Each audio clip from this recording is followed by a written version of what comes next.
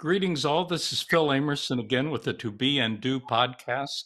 And we've been speaking with Dr. Stephen Curtis, who has just publishing, it will be out soon, a book, Rebalancing After Stress, Trauma, and Addiction. Steve is trained in neuroscience and also is a clinical psychologist. And when we left in the last episode, we had heard of one guest or client that Steve had who was struggling with an addiction to sermons. Steve, do you want to tell us more about that and maybe uh, ways to try to resolve such addictive behaviors? Sure. This unfortunate soul was really very addicted. I mean, this was very clear, and he agreed immediately that he had a problem with this. And his wife was sitting next to him, and she was nodding absolutely. Uh, But um, the goal was, of course, in this case, to get to something that's normal, and that's very similar to an addiction to food. You can't just go cold turkey and stop eating. You have to figure out how to be at a normal level. And so for him to move to something normal was the challenge. And he said, "Well, what do you think would be normal?" And I said, "Well, about three. My sermons would be a good idea." And he said, "You mean three a day?" I said, "No, three a week." And his jaw dropped. I live with only 3 sermons a week. Um, but he was, very open to the possibility that his life might improve, and his wife and it was in agreement with that, of course. But, 60 hours, realized he was doing 60 hours in 5 days of sermon listening. I've had people addicted to romance novels, 10, 12 hours a day of reading romance novels, and sports, and another major addiction we get into. But the addictions are driven, in every case, as I understand them, by a need to calm down. That the baseline anxiety is high. When baseline anxiety is high, it's like having someone standing on your toe. It doesn't feel good. So baseline anxiety is the real culprit here, and that arises out of enlarging adrenal glands. These adrenal glands dump out more and more stress hormones, so you're always prepared to run or fight, which is a very uncomfortable way to live. So you're looking for strategies to give you a reprieve from that discomfort. So addictive behaviors are ones that allow us to have some release of endorphin in the brain. It's morphine substance that's dumped out, and it causes a brief buzz, just like alcohol causes endorphin release, and that's the buzz people feel when they drink. And other drugs very similar. But as this man, in listening to sermons, he was getting an endorphin release. I'm doing the right thing by my church expectations and so on. So he'd get some endorphin release, which would last for a while, and then, of course, his need for more and more sermons went up. And I guess it's kind of picking on that addiction, but every addiction is growing over time. So the alcoholic has to drink more and more to get the endorphin to be released. But at the same time as endorphins released from the pituitary, you get an ACTH released to the adrenal glands, and the adrenal glands continue to grow then. And that's really the new science in the last 10 years that I've become aware of, is that this adrenal system and the whole emotion brain gets stronger and larger over time. It's a semi-permanent change. And that's the emphasis in the book, is that this imbalance that happens with chronic stress, trauma, and addiction, all these changes in the brain and the endocrine systems are semi-permanent. It's plasticity in the brain. So So the you used a Go ahead. metaphor with me that I found helpful for lay persons like myself. You spoke of if a person breaks their arm, you put it in a cast, Mhm. but brains can be broken as well. Right. And what are the ways brains can begin to be rehealed? Well, if the primary, and I think it's a good way to look at this, the primary symptom creator is this enlarged emotion brain. That's Right. broke. That's not normal. So you can think of it as a broken arm. And what you do with a broken arm is you restrain it and allow the healing to happen over time. But you can't put stress on it. And if it puts physical stress on a bone that's healing, it doesn't heal. So you have to do this large cast and keep it on for a long time. The brain, in the same sense, needs to be protected from stress. The, the chronic stress that causes the teeter totter to be out of balance with the emotion brain large and the rational brain small and atrophied. So the goal then is to allow the brain to be protected from chronic stress. So the term I use in the book is chronic calm. So if you have an imbalance in your brain, the cast you put on to allow it to heal is chronic calm, and that's a major change in the way most people live. And I describe in the book all the I have the first 3 chapters, here's how things get out of balance, and then chapter 4, I have 14 strategies for creating calm every day in your life and sustaining it over hours and maintaining it day to day. And that's keeping the stress then from maintaining the break in the brain. It's allowing the healing to happen, and the healing happens in the direction of reduced size and strength of the emotion brain over time. And with that, the inhibition of the prefrontal region is removed. Prefrontal can regrow. And all of a sudden, then, not all of a sudden, but over time, you have an increased capacity to think your way through your problems, as we should do, and normal people do. And by the way, norm is a hard thing to find. We like to say that Norm and Norma have left the building. Have left the building. So I want you said something I think many of us don't know or didn't know. The prefrontal can regrow. Yes. So with successful chronic calm, you see a loss of the symptoms of PTSD.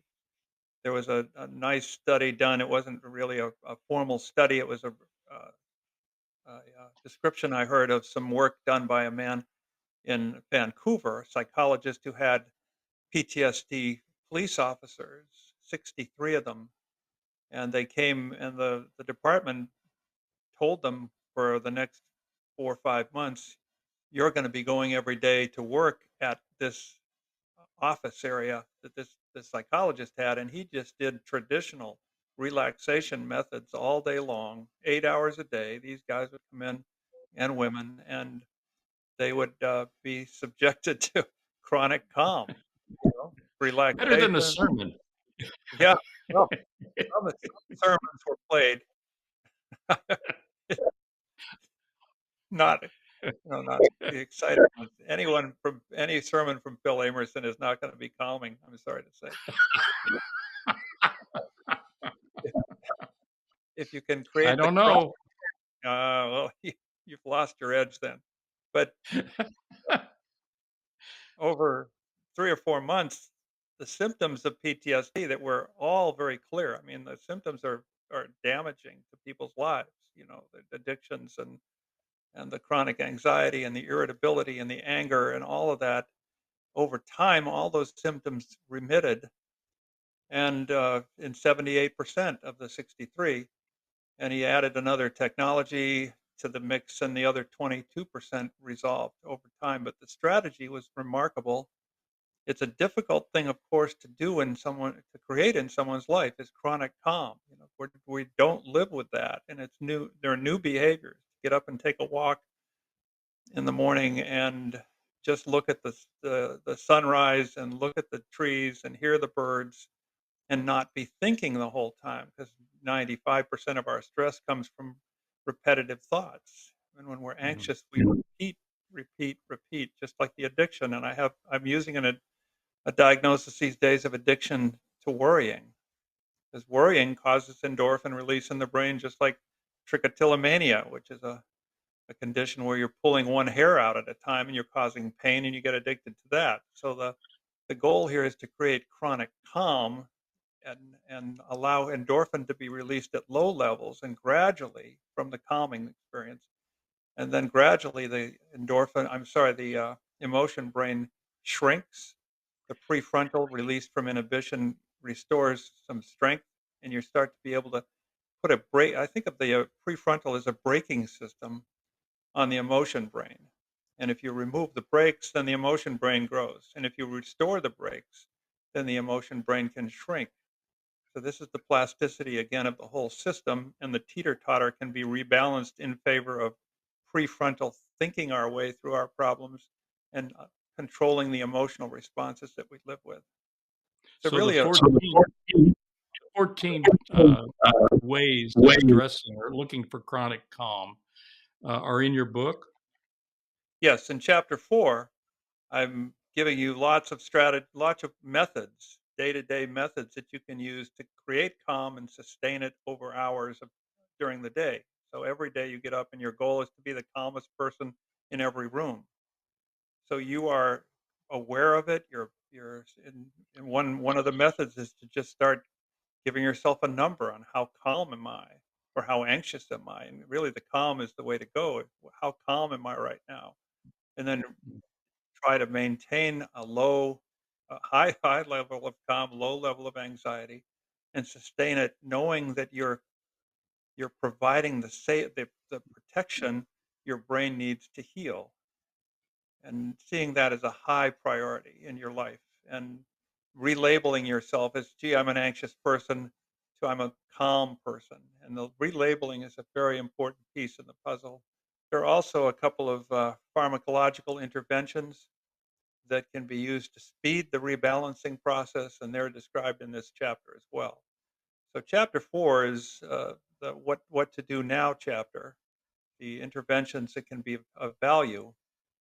Then, chapter 5 and 6 talk about why you're not going to do any of this stuff. Because I have learned my major interest over years has been how the brain resists change. Yeah. We all can easily decide what we should be doing and how we could be better than we are, but how many times do we actually do those things? So, chapter 4 is here's what you could do. Chapter 5 and 6 are why you're not going to do it. And chapter 7 gives you a method to get through your resistance to change so that you actually get up in the morning and do something new. The older we get, the less likely we are to change things. I had an aunt who used to say, if it's new, it's no. So, and that's the way she lived her life. But in this case, if you really want to recover from an unbalanced brain from chronic stress, you really have to do new things. And even if they're good for you and they're some kind of easy and pleasant, it's still new. And we reject new in favor of old, which hasn't killed us. That's So, the goal of the so brain is to keep us alive. the goal of the brain is to stay alive, and if it worked yesterday, it will work tomorrow. Yes, yes. And we are default program is to do today what we did yesterday.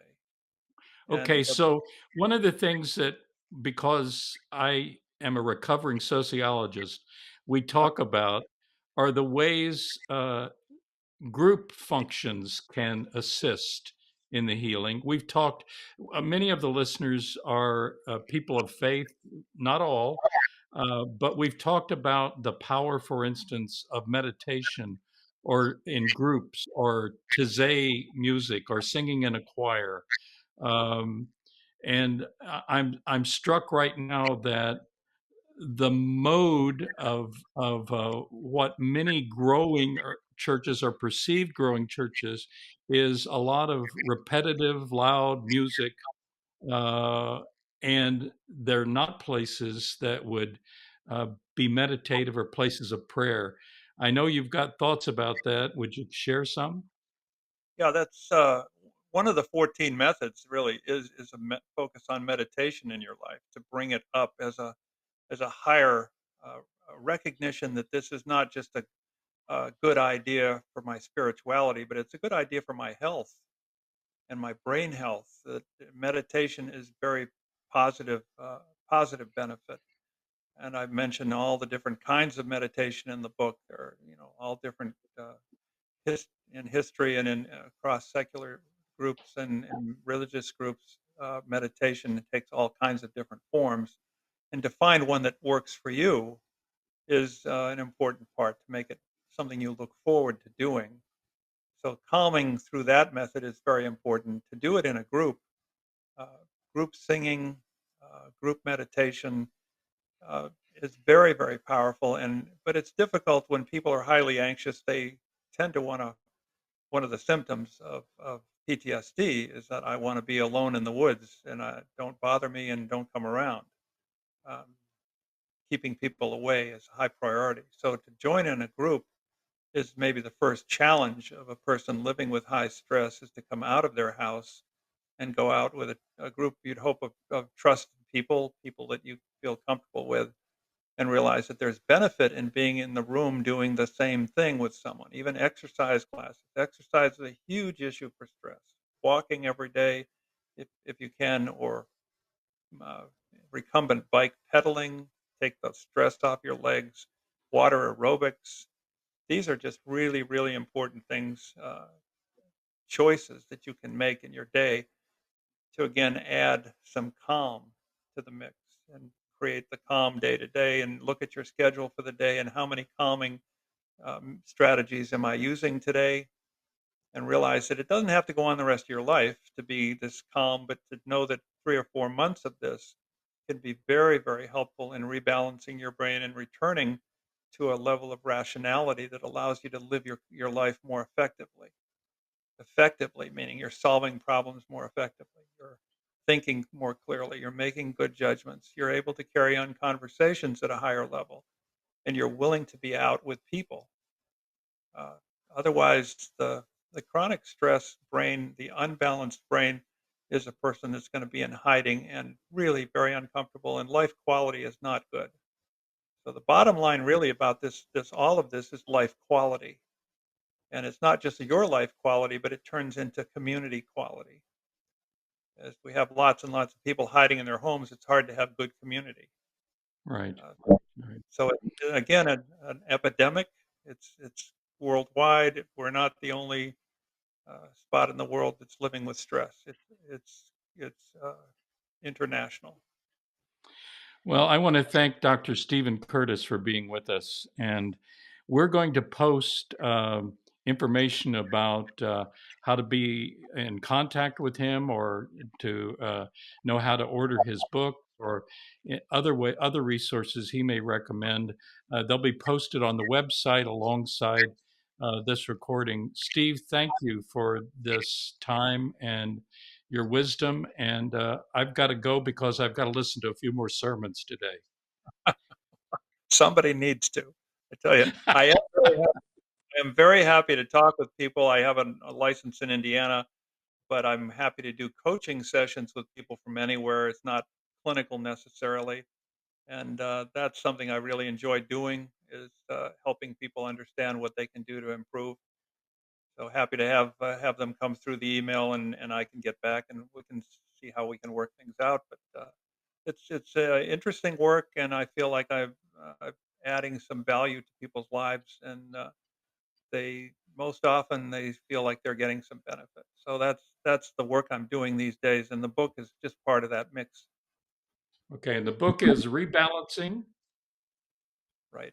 Rebalancing after stress, trauma, and addiction or addiction, and its subtitle is. Gee, can I remember it? I think I've got it here. Subtitle is some neuroscience and sports and performance psychology for living in the 21st century. Very good. Thanks, Dr. Steve Curtis, for your time and your wisdom. This is Phil Thanks. Amerson with the Belonging Exchange, and we'll look forward to maybe talking to Steve in the future. We didn't get to a lot of other topics, but they're there, and we'll plan on it.